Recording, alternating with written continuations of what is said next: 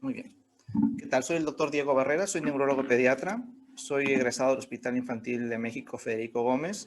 Tengo aproximadamente 5 años y medio, casi 6 años que egresé de la especialidad de neurología pediátrica y quise hablar de este tema del diagnóstico, cuál es la importancia del diagnóstico integral, porque como médico especialista o subespecialista podemos decir que, bueno, mi historia hacia atrás, pensándolo, ¿no? Las cosas como son.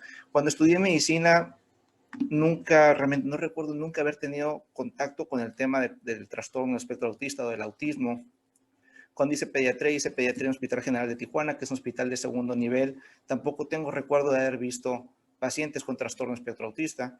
Entonces, en general, digo, la formación médica no te forma en diagnóstico y manejo de este trastorno.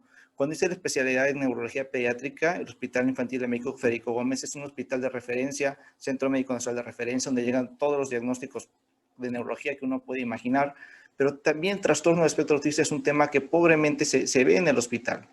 ¿Okay? Pero en este tiempo que tengo ya como neurólogo pediatra, trabajando aquí en el Hospital de Salud Mental desde el año 2015, el trastorno espectro autista es uno de los principales diagnósticos que vemos, tanto los neurólogos, pediatras, psiquiatras infantiles y psicólogos, ¿no? Es un tema muy común actualmente.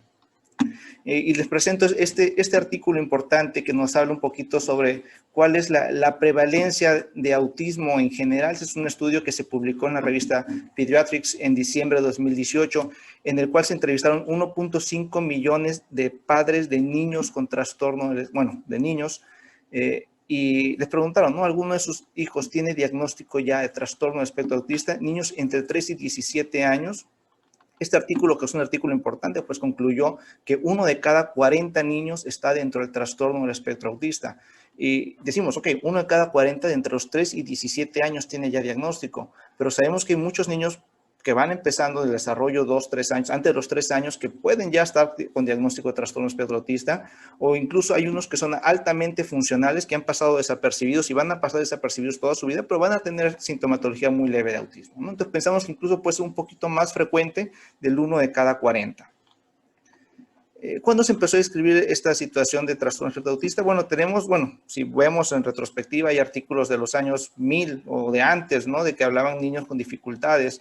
El término de autismo, la palabra autismo se acuñó en 1908, pero fue hasta 1943 que Leo Kanner ya empezó a hacer una descripción más específica de este diagnóstico, ¿no? Niños con dificultades en las acciones recíprocas sociales y en adaptación a los cambios en rutinas, buena memoria, sensibilidad a los estímulos, principalmente el sonido, resistencia al dolor muy importante, ecolalia es el que repitan como si estuviera remedando lo que uno dice, ¿no?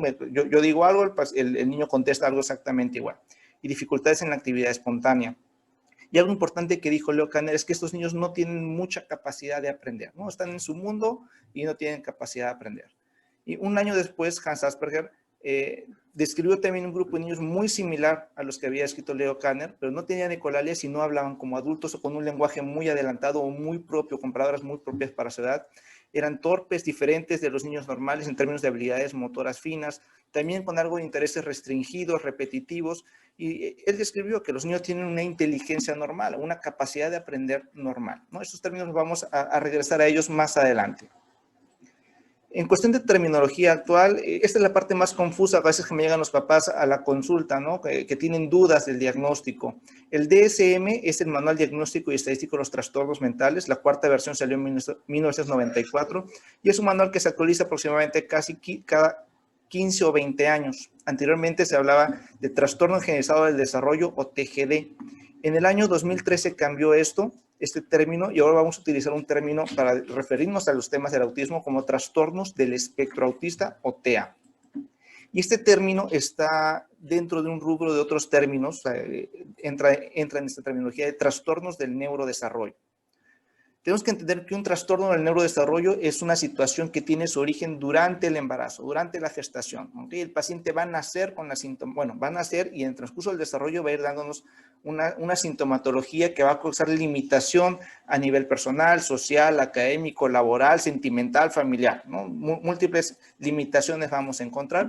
Los principales son estos que enumero aquí. El F84 es el trastorno del espectro autista. Cuando hablamos de un trastorno del neurodesarrollo, hablar de un trastorno del neurodesarrollo desarrollo puro como tal, yo creo que no es adecuado, ¿no? Es como, bueno, el niño con trastorno autista va a cumplir criterios diagnósticos también de trastornos de la comunicación, alguna situación de discapacidad intelectual, algunos pacientes con trastorno por déficit de atención e hiperactividad, retraso general de desarrollo, ok, es muy común que el niño con TDAH tenga trastornos de aprendizaje o tenga trastornos motores o tenga TIC, entonces podemos tener mucha sintomatología combinada y aquí es a veces también donde hay algo de duda o de incertidumbre con respecto a tendrá autismo, tendrá TDAH, tendrá retraso del desarrollo, tendrá discapacidad intelectual. Por eso la necesidad de una evaluación integral del paciente. ¿Okay? Esta es la parte más confusa de la terminología. Trastorno autista, bueno, términos del DSM-4, descrito por Leo Kanner, características de Leo Kanner de 1943, síndrome de Asperger, también descrito por Hans Asperger en 1944, criterios que no habían cambiado mucho. Trastorno desintegratorio infantil, habla de un niño que tiene un desarrollo entre comillas normal hasta los 3 años y de pronto perdía algún tipo de habilidades no muy bien especificado. ¿Okay? Síndrome de Rett es un trastorno genético metabólico cerebral ligado al cromosoma X, únicamente ocurre en niñas que tienen un desarrollo normal y a los 3 años y medio aproximadamente empiezan a perder las habilidades, así como las ganaron avanzando, van de retroceso y comúnmente fallecen alrededor de los 9, 10 años porque incluso se les olvida cómo respirar, ¿no? Afortunadamente es tremendamente raro, no lo vemos de manera común, pero lo que sí puedo decir es que en el transcurso de los últimos años, este término de trastorno generalizado del desarrollo no especificado fue tomando más peso, porque habíamos niños que no cumplían como tal criterios de Kanner ni criterios de Asperger, y dijeron, ok, tiene autismo de alto funcionamiento, autismo de alto rendimiento, ok, o tiene alguna otra situación que no encajaba, de autismo atípico. Entonces todos, si vamos a criterios del DSM-4, vamos a tener que integrarlos en este diagnóstico de trastorno generalizado del desarrollo no especificado. Y en el 2013 cambiamos al DSM-5, donde vamos a hablar de 3 grados, grado 1, grado 2 y grado 3. Dicen con 3 grados de gravedad, pero realmente no es gravedad, sino el grado se da en base a los requerimientos de ayuda para tener una vida normal. El grado 1 tiene su situación autística, pero puede ser una vida independiente. El grado 2 requiere ayuda notable y el grado 3 requiere ayuda muy notable. Podemos decir que depende de otra persona para hacer cosas básicas de la vida diaria. Y en cuestión de clasificación, pues todos los diagnósticos pasaron a ser trastorno del espectro autista. Entonces ya no vamos a utilizar terminológicamente síndrome de Asperger o tiene autismo clásico, autismo caneriano, ¿ok? Todo vamos a ver como un solo diagnóstico. Trastorno del espectro autista, grado 1, grado 2 o grado 3. Y esto lo vamos a abordar nuevamente más adelante. El autismo como tal no es una discapacidad, es una forma de ser diferente, es una forma conductual diferente. Sí tiene una cierta relación con la inteligencia. Y aquí es donde vimos que la mayoría de niños con síndrome de Asperger pasaron a ser grado 1. Pero Hans Asperger había dicho algo muy específico. Los niños tienen que tener inteligencia normal para entrar dentro del criterio de Asperger. ¿Okay? Y nos fuimos dando cuenta que había muchos niños que cumplían muchas características de síndrome de Asperger, pero tenían discapacidad intelectual o una inteligencia baja. Y muchos niños con trastorno autista o autismo clásico tenían una inteligencia normal. Entonces nos dimos cuenta que bueno, puede variar. Puedes tener un grado 1 con inteligencia normal, un grado 1 con discapacidad, o un grado 3 con inteligencia normal, un grado 3 con discapacidad. ¿No? La inteligencia tiene una cierta relación, pero no es una regla. El término este de espectro autista ya es un término no nuevo, lo acuñó Lorna Wing y Judy Gold en 1979, ¿no? Y ellas describían una categoría diagnóstica de conjuntos de síntomas que se pueden asociar a distintos trastornos y niveles intelectuales y que en un 75% pudieran tener alteración intelectual, pero bueno, 25% de inteligencia normal, aunque sabemos que hay otros cuadros con retraso del desarrollo no autistas que presentan sintomatología autística y es muy común a veces encontrar niños que tienen discapacidad intelectual moderada grave y que tienen conductas autolesivas, tienen manierismos, movimientos repetitivos, tienen ecolalia, pero no en sí encajan por completo dentro del trastorno autista, se llaman conductas autísticas dentro de la discapacidad. ¿Okay? Antes hablábamos de 3 síntomas, una triada de síntomas descritos también por Lorna Wing, que hablaba de deficiencias en la reciprocidad social o problemas de interacción social, deficiencias en el lenguaje o en la comunicación y la flexibilidad e imaginación afectada, o sea que tiene un repertorio de actividades restringido y repetitivo, una forma de ser repetitiva. Actualmente en el DSM-5 solo pasamos a tener dos categorías, ¿no? Deficiencias en la comunicación social, y esto es que no hable como un niño de su edad. Y deficiencia quizás no sea la palabra correcta. Yo diría más una diferencia, porque puedo tener un niño con autismo grado 1, anteriormente síndrome de Asperger, que no tuviera una deficiencia, sino tiene un lenguaje, como él lo describía, más adelantado, que habla con palabras no adecuadas para su edad, porque es un lenguaje muy adornado de palabras de adulto, habla como adulto pequeño, ¿okay? Y una comunicación social diferente en cuestión de interacción social. Comúnmente nos imaginamos un niño con trastorno espectro autista, un niño que está apartado, que vive en su mundo, que no tiene interés por los demás, pero también vemos niños que tienen un interés diferente, se acercan a las personas, no respetan el espacio personal, quiere que los estén abrazando todo el tiempo, ¿okay? Entonces esa palabra de deficiencia yo creo que podría ser una diferencia, ¿okay? Diferencia, que no se comporta como un niño de su mismo rango de edad y que tenga comportamientos restringidos y repetitivos, ¿no? Que su forma de ser sea rutinaria en patrones. Comúnmente los niños que vemos que los juguetes tienden a alinearlos, a hacer hileras de los carritos comúnmente, o hacer hileras de juguetes, o lo que se encuentre, ¿no? Las latas de la cocina, los zapatos, o empiezan a apilar las cosas, ¿no? Apilan de un paciente que es que hasta las papas fritas que se come de Carl Jr. las viene apilando. ¿Okay? Y que haga esto de manera repetitiva. Hay niños que no juegan en patrones incluso, pero tienen la característica de hacerlo repetitiva. Y hace unos años vi un pacientito que me decía, tiene como 10 de esos cara de papa. Dice la mamá. Y todos los días antes de dormirse, a todos les tiene que quitar todo y acomodarlo todo fuera del muñeco, ¿no? Y en la mañana, en cuanto se despierta, lo primero que hace es a los 11 muñecos los vuelve a armar de la misma manera. No es un interés pues, restringido, pero lo hace repetitivo todos los días. ¿Okay? Y si vemos los criterios del DSM-5 para diagnóstico de trastorno espectro autista, vamos a ver estos 4 puntos importantes, ¿no? Déficit en la persistencia en la comunicación y la integración sociales en múltiples contextos. Esto no es una situación de un solo lugar. El paciente es así a donde vaya, ¿no? En todo momento. Que lo haya hecho en el pasado y que lo siga haciendo actualmente. El déficit de la reciprocidad socioemocional, déficit en los comportamientos de la comunicación no verbal, déficit en el desarrollo, ¿ok?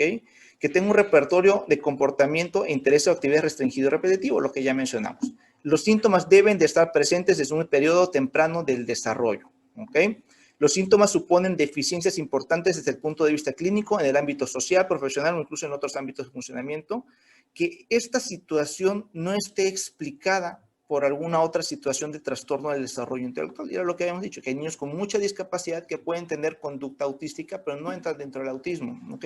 Y aquí es una situación importante que a veces discutimos. Por ejemplo, el niño con síndrome de Down, es un síndrome de Down y trastorno espectro autista. Pero si vemos en este punto, la discapacidad intelectual o un retraso del desarrollo no justifican mejor esos trastornos, pues sí, el niño con síndrome de Down, pues puede explicar dentro de su discapacidad que tenga conductas autísticas, ¿ok? Hablábamos de grados hace un momento, ¿no? Grado 1, grado 2 y grado 3 en base de la necesidad de ayuda. El grado 1 no requiere, requiere ayuda mínima, ¿no? Tiene dificultad para iniciar interacciones sociales, pero lo hace, tiene respuestas atípicas, pero lo puede hacer, pues. Dificultad para alternar en actividades, una necesidad de organización y planificación que puede dificultar su autonomía, ¿no? El paciente uno nota, actúa diferente, actúa raro a como estamos habituados. El grado 2 requiere más ayuda con respuestas reducidas, una ansiedad o dificultad para cambiar el foco de atención. Y el grado 3 requiere ayuda muy notable. Prácticamente la comunicación es mínima y hay ansiedad intensa para el cambio de rutinas o ser un foco de atención. ¿Qué factores están asociados al autismo? Pues bastante inespecíficos en cuestión de qué vemos en retrospectiva con los padres. Pues una edad materna mayor de 40, edad paterna mayor de 50. Es raro. Periodos intergenésicos cortos o periodos que haya nacimiento entre dos niños que sean menos de 2 años, factores maternos inespecíficos del embarazo, muy inespecíficos, hipertensión del embarazo, diabetes, infecciones, nacimiento pretérmino menores de 32 semanas, bajo peso al nacimiento, pequeño o grande para edad gestacional, son bastante inespecíficos. Lo que sí sabemos que la exposición prenatal al ácido valproico es un antiepiléptico que comúnmente los neurólogos cuando está la mujercita en edad reproducible tratamos de no utilizar, porque la mayoría de embarazos en México podemos decir que son no planeados y la exposición al ácido valproico pues es un factor de riesgo para situaciones neurológicas.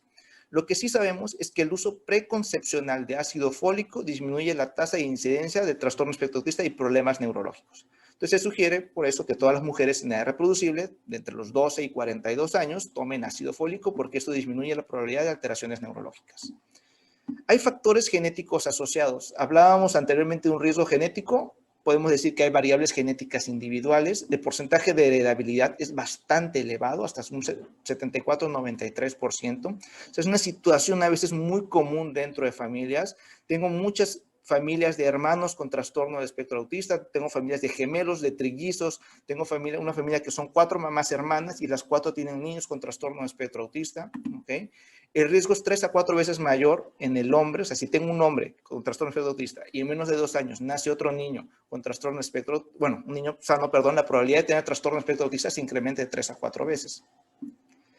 Podemos ver que hay secuencias genéticas anómalas en algunos pacientes, pero hacer un diagnóstico genético como tal de autismo, híjole, está bien complicado porque el diagnóstico de autismo es por criterios clínicos, pues no puedo saber si genéticamente, puede tener una predisposición, sí, pero el diagnóstico se hace por criterios clínicos, no por pruebas genéticas. ¿Hay genes implicados? Sí, también, ¿ok? Y a veces pasamos a pie de cariotipos, de normal ver un 46XY, allá microarreglos genéticos, ¿no? Ver cómo están estos genes distribuidos. Los signos de alarma, ¿cuáles son? Estos yo creo que es una de las diapositivas más importantes de la presentación, ¿no? Que tenga regresión lingüística, que el niño hablaba al año, 2, 3 meses, empezó a hablar el niño, decía mamá, papá, bibi, decía el nombre del hermanito, y de pronto dejó de decir las palabras sin motivo aparente, ¿no? Y esta parte de la regresión lingüística es a veces la que nos hace pensar, ¿no? Fue porque lo vacuné al niño. Hace dos meses le puse la vacuna y dejó de hablar. ¿Ok? No, es porque es la edad de presentación, entre el año y medio y 2 años, o sea, cuando el niño está en máximo periodo de vacunación, es cuando empiezan los síntomas. Y este de regresión lingüística es lo que nos hace muchas veces pensar en esta situación, que fue culpa de algo, ¿no? O porque se cayó, o porque se asustó, o porque se enfermó. Pero no, es la edad de presentación de síntomas. Parece no escuchar cuando se le habla, aun cuando salen estudios audiológicos normales. Y aquí es lo que yo digo, ¿le habla usted por su nombre al niño? Sí. Es muy importante que el niño se le hable por su nombre, por cómo se llama. Porque a veces unos le dicen de una forma, otros le dicen de otra y el niño no crea la identidad de cuál es su nombre. ¿Okay? Es la importancia de que el niño sepa su nombre, ¿no? Yo me llamo Diego. Cuando me hablen Diego, yo tengo que voltear. ¿Ok? Y aquí les hago una prueba muy típica de todas las casas, ¿no? Digo, cuando el niño escucha, no, pues creemos que sí. Dije, a ver, cuando abre la bolsa de Sabritas o abre las galletas, el niño voltea, sí, automáticamente voltea, ¿no? El niño escucha, ¿ok? Pero en la situación de trastorno espectro autista, elige no voltear a su nombre. Cuando el niño quiere algo que no puede obtener por él mismo, toma de la mano al adulto y lo lleva al objeto que él quiere sin hablarle ni mirarlo. O sea, lo toma usted del brazo y lo lleva al objeto que él quiere, porque el niño neurotípico debe señalar, debe pedir, bueno, debe pedir con palabras y debe señalar el objeto. El niño con trastorno espectro autista, esta es la situación que hace, ¿no? Y a veces digo, ok, o quizás señale y tú se lo das y él te lo da de regreso para que se lo vuelvas a dar.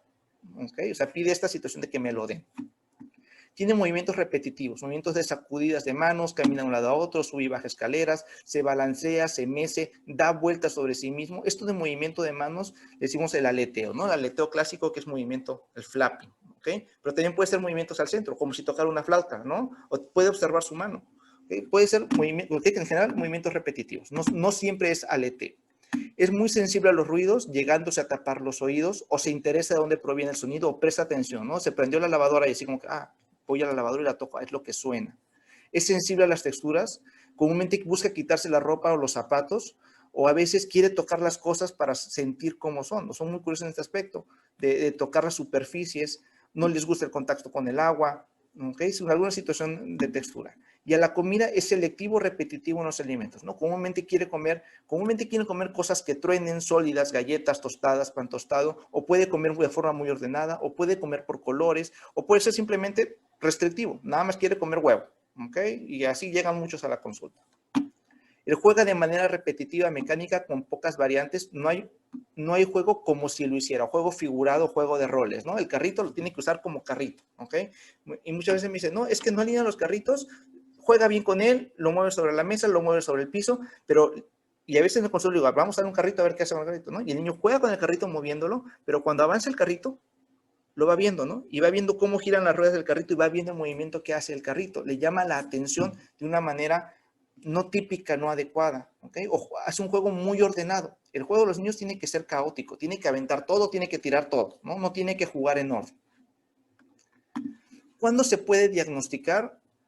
Aquí les decía, o sea, uno como médico no lo preparan para ver autismo, ¿no? Y en la carrera de medicina no. En la especialidad de pediatría tampoco. En la subespecialidad de neurología es un tema poco visto, pero ya, o sea, con práctica, desde los primeros 6 meses de vida, uno ya puede empezar a notar síntomas que llaman la atención. Ahorita los vamos a ver.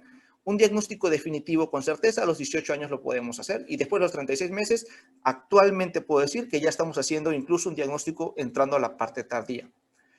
Hay niños que son los síntomas son muy leves, incluso los niños con anteriormente síndrome de Asperger, actualmente autismo grado 1, pues, hay veces que hacemos diagnóstico entre los 7 y los 10 años, porque el niño es altamente funcional, pero cuando las exigencias sociales en la escuela son diferentes, es cuando viene la mayor sintomatología y vemos las diferencias. En los primeros 12 meses de vida que podemos ver, un contacto visual disminuido. El niño no muestra anticipación cuando va a ser tomado de la cuna, no tiene interés en juegos interactivos, el famoso peekaboo o el aquí estás, que no sonría cuando la mamá lo ve, que es un niño que se va con cualquiera, ¿no? Le da los brazos a todo mundo, ¿no? El niño tiene que, o sea, mamá, papá, y a ti no te conozco, ¿no? Así, ¿tú por qué me estás cargando? ¿No? El niño con sospecha de autismo, pues se va a ir con quien sea, ¿no? Llanto persistente y difícil consuelo y problemas para conciliar el sueño. Este es un motivo común de consulta a veces, que ya ves que el niño no duerme bien desde la lactancia. Y conforme le vamos dando seguimientos, vamos viendo que cuando va creciendo, pues va dando mayor sintomatología dentro del trastorno del espectro autista. Después de los 2 meses que no responde a su nombre, que no señala para pedir algo como ya lo vimos, respuesta inusual a estímulos auditivos, se tapa los oídos, no mira hacia donde otros señalan, y esto a veces los veo en el kinder o en las guarderías, ¿no? Que están contando un cuento y el niño no voltea al cuento, no voltea al teatrito que están haciendo. Dificultad para interpretar expresiones faciales, no comprende los sentimientos de las demás personas, incapacidad para participar en juegos de imitación o vocalización recíproca, ausencia de atención conjunta, este es el mismo que vimos aquí, dificultad para no mirar hacia donde otros señalan. De los 18 a los 24 meses ya es así como que tenemos que tener claro que hay un problema, ¿no? No señala con el dedo para compartir algo de su interés, dificultad para mantener o seguir la mirada del adulto, retraso en el desarrollo del lenguaje muy importante, y a veces me llegan pacientes que me dicen, no, es que el papá habló hasta los 5 años, ¿no? Bueno, el papá tenía un problema en su tiempo, no lo atendieron. O comúnmente en la familia todos hablan tarde, ¿no? Si el niño a los 2 años no habla entre 50 y 250 palabras, tenemos que empezar a considerar que tenemos un problema en el lenguaje.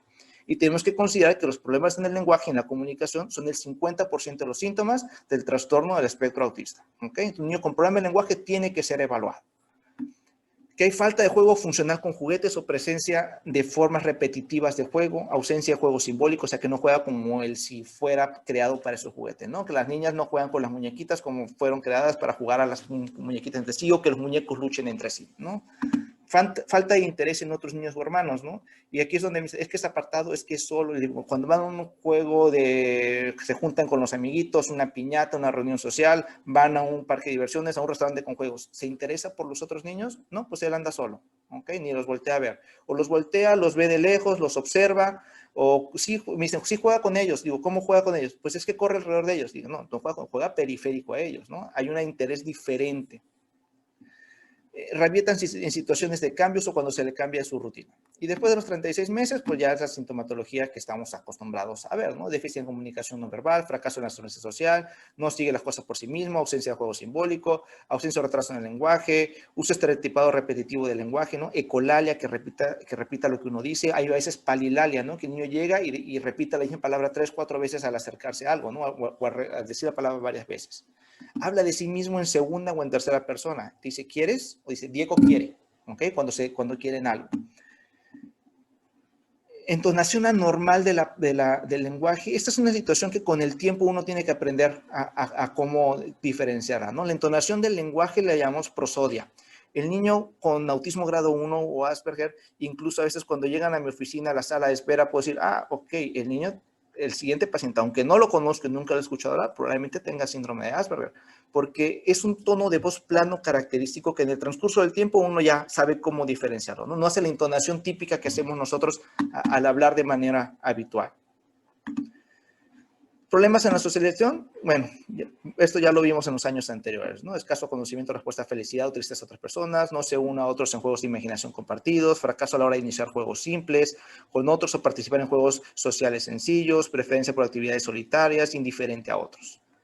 Y en los intereses restringidos, pues ya lo vimos, ¿no? Que sea muy repetitivo y muy su forma de ser, pues muy excéntrico a veces.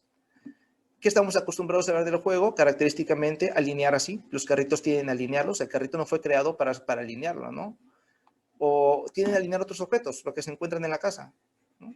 Fomenta los carritos, puede haber otras cosas, ¿no? En ese momento veía un niño en consulta y tengo ahí unos frascos de muestras médicas, pues atrás mío alineó los frascos de muestras médicas y después agarró unos crayones y alineó los crayones, ¿no? Conducta típica normal. Entonces, a veces en consultorio es importante tener cosas con que evaluarlos, ¿no?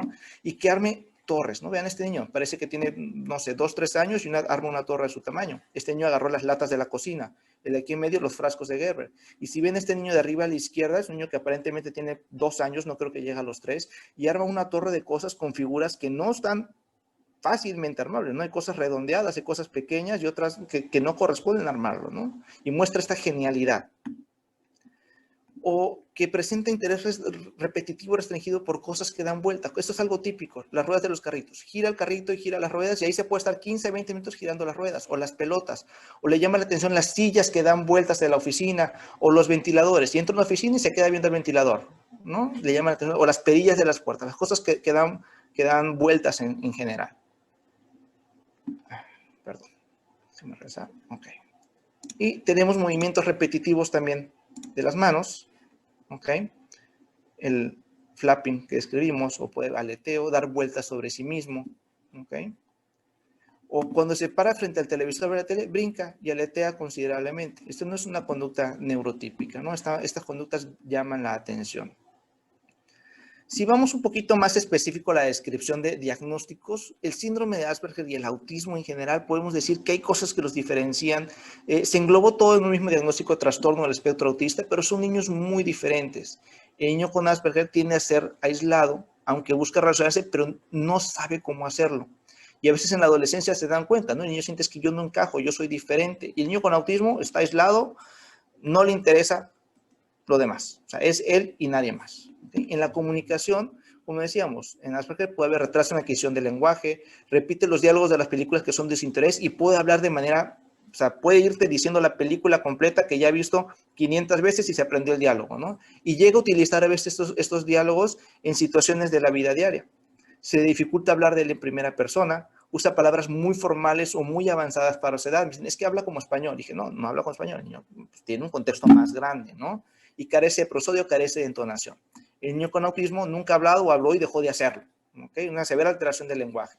Toma de la mano y lleva el objeto que él quiere sin mirarle ni hablarle y tiene ecolalia, repite lo que él dice o lo que los otros dicen, ¿no? Ecolalia o palilalia. En el uso de objetos, el niño con Asperger puede utilizar los objetos adecuadamente, aunque hay cierta situación de patrones. El niño con autismo no juega con los juguetes. O sea, el juguete para él, un carrito y una piedra viene a ser lo mismo. No hay esta situación de que le llame la atención para lo que fue creado y el juego es muy repetitivo. En los procesos del pensamiento, el niño con Asperger, su comprensión del lenguaje se da de manera literal. O sea, lo que le dices es, el niño, está lloviendo, no sé, la expresión típica, no, están lloviendo ranas y gatos. ¿No? Oye, pero ¿cómo están lloviendo ranas y gatos? No pueden llover ranas y gatos, está lloviendo agua, ¿no? Es la literalidad del pensamiento. No entienden los chistes, las bromas, el doble sentido, y les llama la atención en temas específicos. Y en esto de temas específicos es donde a veces entramos en que dicen, es que son genios. No, no son genios, son restringidos y son repetitivos, son lo mismo. Y hace unos meses vi un paciente que el papá me decía, es que el niño es un genio para los trenes. Digo, bueno, tiene 11 años, tiene trastorno de autista grado 1, tiene síndrome de Asperger. Me dice, es que desde chiquito le gustaban, desde los 2 años le empezamos a comprar trenes y luego videos de trenes y libros de trenes. Digo, pues es un niño que tiene 9 años de especialidad en trenes, pues vas a ver absolutamente todo lo que uno se imagina de trenes porque tiene 9 años estudiándolos, ¿ok? No es que sea un genio en eso, es que su interés restringido, específico en esto, lo hace muy bueno en lo que le gusta, ¿ok? Y el niño con autismo no realiza juego simbólico. En la integración sensorial le molestan los ruidos y comúnmente es esto, el taparse los oídos, ¿no? O hay mucho ruido, prefiero no entrar al cine o no ir a una fiesta porque hay mucho ruido, no tolero el ruido, no tolera el contacto con ciertas texturas, se muestran las etiquetas de la ropa, las costuras de los pantalones, las arrugas de los calcetines, selectivo con sus alimentos y ahí puede o no haber movimientos estereotipados, ¿ok? Pero el niño con autismo sí vamos a ver esta situación un poquito más exacerbada, pues selectivo con sus alimentos, corre de un lado a otro, sube y baja escaleras, tiene movimientos repetitivos, resiste considerablemente al dolor. El año pasado, uno de mis pacientitos ya conocido con diagnóstico de autismo, lo llevaron al supermercado y eso que los ponen los niños en la carriola, en la parte de enfrente del carrito del supermercado, el niño se cayó porque quería alcanzar una lata de comida, tenía 4 años, se cayó y me dice la mamá, cuando se cayó ya no se pudo levantar, intentaba pararse pero no podía hacerlo. Y que, ¿por qué? Me dice que la pierna derecha la traía, o sea, se le iba chueca completamente, una fractura de fémur considerablemente fea, pero el niño se paraba y nunca lloró, nunca dijo nada. Y esta situación a veces hay que tener un poquito de sensibilidad, incluso como pediatra, porque me ha tocado a veces cubrir unas guardias de pediatría y llega el niño con dolor abdominal, ¿no? Es que, bueno, viene por fiebre, medio se queja, ha dejado de comer, y, bueno, pues vamos estudiando, ya veo que tiene trastorno espectro autista, es un niño que resiste al dolor, ¿ok? Y este paciente me tocó, digo, platiqué con los papás del diagnóstico, tenía autismo grado 1. Ellos pensaban que era nada más un poquito de problemas de aprendizaje, pero yo tenía una apendicitis grado 4, ya no tenía apéndice, tenía una peritonitis terrible, pero el niño venía bien caminando con un leve dolor, porque resisten considerablemente al dolor, ¿no? Y hay alteración del sueño importante, no es un patrón de sueño normal, ¿ok? Las estrategias de abordaje. El 70% del diagnóstico es la sospecha clínica, ¿ok? Sospechamos que el niño tiene autismo, o sea, ese es el primer paso, ¿no? Que algo no esté bien. Un 25% de evaluación de pruebas psicométricas y un 5% auxiliares diagnósticos. Ahorita vamos a hablar de ellos. Como tal, no existe una prueba médica diagnóstica definitiva, ¿okay? Y aquí es donde a veces en algunas evaluaciones, que más adelante vamos a ver, me dicen, es que pudiera ser puntaje límite. Digo, si sale puntaje límite, volvemos a que siga desarrollando el niño, que siga creciendo, y en 6 meses volvemos a evaluar, ¿okay? Porque es una situación del neurodesarrollo. Los síntomas se van a ir dando conforme el niño vaya creciendo. En el diagnóstico integral, el equipo que debe incluir o quiénes pueden, o sea, quiénes tienen que abordar la situación, principalmente los padres, ¿no? Darse cuenta, tenemos un problema del desarrollo del niño, no se comporta como los niños de su edad, ¿ok? Él no habla como los niños de su edad, muy importante, ¿no? O se la pasa gritando todo el tiempo, que no es la conducta típica. Aquí les digo, háganle caso a las abuelitas. Muchos papás primerizos, yo cuando tuve a mi niña, tengo una niña nada más, y cuando la tuve, así de que hay cosas que como pediatra dudaba y como neurólogo dudaba también, y pues recurríamos a veces a las abuelas, que ya tienen experiencia en estos temas, ¿no? Los maestros escolares también nos funcionan bastante bien, en la guardería, en el kinder, en la primaria, nos dan mucha información del comportamiento del niño. Y a veces me dicen, no, es que el niño, pues como nunca ha ido a la escuela, es aislado, y por eso no juega con otros niños. Y en la escuela los maestros saben, ¿no? Que aunque sea aislado o no sea aislado el niño tiene que integrarse. Y aquí nos dan muchos focos rojos, ¿no? En la guardería, en el kinder. El pediatra tiene que sospecharlo. Aquí sí le he dicho a muchos amigos pediatras, si el niño no habla adecuadamente a los 2 años, pues vamos a platicar al respecto del desarrollo, ¿no? Ya hay una nueva especialidad que se llama pediatría del desarrollo, especialista en desarrollo, ¿ok? Que ya ven en sí trastornos del neurodesarrollo. El neurólogo infantil, el psiquiatra infantil, el psicólogo, el neuropsicólogo, el terapeuta del lenguaje, el psicopedagogo. Yo siempre digo, si van a llevar el niño a terapia del lenguaje, al terapeuta del lenguaje, envíamelo para practicar un poquito de neurodesarrollo y ver cuál es la situación que tiene, ¿no? Cuál es la historia de este paciente. En cuestión de pruebas, los instrumentos de evaluación, hay muchísimos instrumentos de evaluación con respecto a trastorno espectro autista. La mayoría son cuestionarios, son pruebas subjetivas, se pueden empezar a realizar en estos rangos de edad y el tiempo en promedio hay entre 5 y 45 minutos que pueden tardar en realizar una prueba, ¿ok? Las pruebas subjetivas son muy fáciles de realizar, son cuestionarios a veces de 15, de 23, de 93 preguntas que contestan mamá y papá y nos ayudan a determinar un puntaje, ¿ok?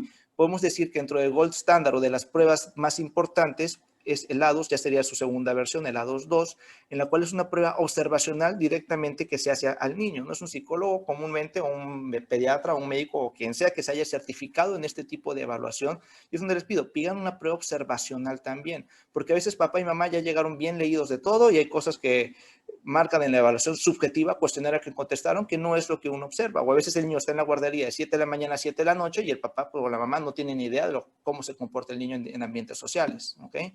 Entonces, en cuestión de evaluación, siempre sugiero exigir evaluaciones subjetivas, pero también poner pruebas un poquito más objetivas, ¿no? Alguien que tenga experiencia en esta evaluación.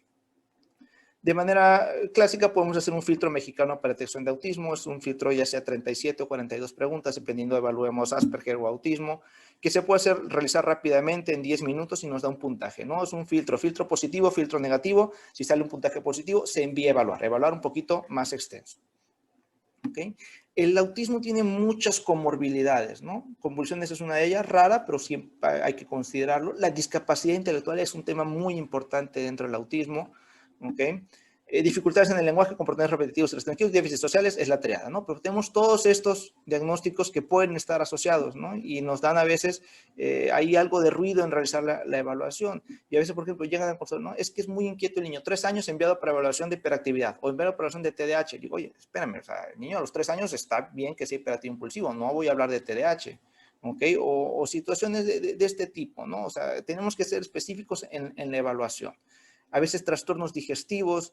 Hace unos años tengo una pacientita que de hecho veo aquí en el hospital que tiene trastorno de espectro autista grado 3. Tenía un comportamiento digestivo que comúnmente hacía todo el día, deglutía aire. Entonces tenía una distensión gástrica intestinal tremenda, ¿no? Pero era una situación, por su situación autística, que hacía esta conducta, ¿no? Y dado todo un trastorno digestivo bastante complejo y difícil de manejar. Se verán descartar principalmente discapacidad intelectual, trastornos de comunicación, trastorno de aprendizaje, TDAH, discapacidad auditiva, trastornos de comportamiento, conductas excéntricas. ¿Okay? Por eso digo, acudan a la consulta. Más vale hacer un diagnóstico en edades tempranas que decir, bueno, más grandecito veo. ¿Okay? Un niño de menos de 2 años, digo, es un estimado, pero puedo decir que puede aprender en 10 días o que un niño de 14 años va a tardar 1 año en aprender. O sea, entre más temprano hagamos un diagnóstico y empecemos a trabajar la dificultad que tiene, el niño más va a avanzar. Es la importancia del diagnóstico temprano. No nos quedemos con la situación de que ya lo va a hacer, algún día lo logrará. ¿Okay? ¿Cómo proceder? Principalmente entrevista a los padres y cuidadores, ¿ok? Esto puede incluir a la abuelita, puede incluir al maestro, a la psicóloga, a cualquier persona que esté en contacto con el niño, ¿no? Historia médica e historia de desarrollo. La primera parte es la entrevista, ¿no? Historia de habilidades y comportamientos, cómo se comporta este niño, qué es lo que hace, ¿ok? La evaluación observacional, puedo hacerlo en el consultorio, una evaluación médica, cómo se comporta. Yo tengo en mi consultorio, bueno, pre-pandemia tenía muchos juguetes que ya había yo preseleccionado para hacer una evaluación, digamos, ¿no? Tenía carritos, tenía monitos, tenía juguetes que encendían, ¿ok? Pruebas cognitivas y pruebas de desarrollo, ¿okay? Como me pido alguna psicóloga capacitada en esto que me haga una evaluación cognitiva, evaluación intelectual, evaluación del desarrollo, evaluación del lenguaje, evaluar cómo la interacción social, pero al hacer interacción social incluso puedo decir, requiere una visita escolar o una visita a la guardería y ver cómo se comporta en este ambiente, ¿no? O a veces las psicólogas lo que hacen es hacer una sesión entre 2, 3 niños, citan a la misma hora para evaluar cómo interactúan entre ellos, ¿ok? El tercer paso es la integración de resultados, ¿no? Voy a ver mi historia clínica, voy a ver las evaluaciones físicas, voy a ver la evaluación del desarrollo, la evaluación de pruebas de autismo, la evaluación del lenguaje, el comportamiento observacional y vamos a integrar resultados para llegar a un diagnóstico.